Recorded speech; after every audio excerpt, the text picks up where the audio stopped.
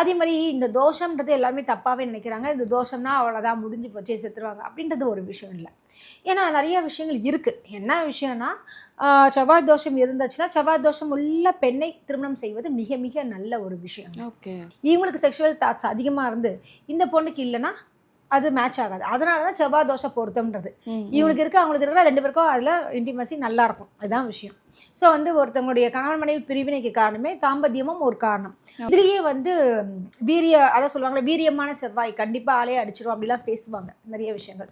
செவ்வாய் தோஷத்துக்கும் உண்டான வீரியமான ஸ்தானங்களும் இருக்குது. முக்கியமான ஒரு விஷயம் என்னன்னு பார்த்தீங்கன்னா நிறைய பேருக்கு வந்து இன்றைக்கி செவ்வாய் தோஷம்னா என்னன்னே தெரிய மாட்டேங்குது. எப்படின்னா இப்போ என்கிட்ட வந்து கொடுக்குறாங்க, மேடம் என் பொண்ணுக்கு வந்து செவ்வாய் தோஷம் இருக்குது மேடம், நீங்கள் வந்து பையனுக்கு செவ்வாய் தோஷம் இருக்கா இல்லையான்னு பார்த்துட்டு மேரேஜ் பண்ணுங்க. பொண்ணோட ஜாதகத்துல செவ்வாய் தோஷமே அங்கே இல்லை அப்படின்னா அது அவங்க என்ன நினைப்பாங்கன்னா, மேடம் 8ல் தான் எனக்கு நல்ல கணக்கு போட்டு பாருங்கன்னு நம்மகிட்டயே சொல்கிறாங்க. ஏன்னா சில இடங்களில் செவ்வாய் வந்து என்ன விஷயம் ஆகுதுன்னு பார்த்தீங்கன்னா நிவர்த்தி, அதாவது விதிவிலக்கு அப்படின்ற விஷயம் இருக்குது.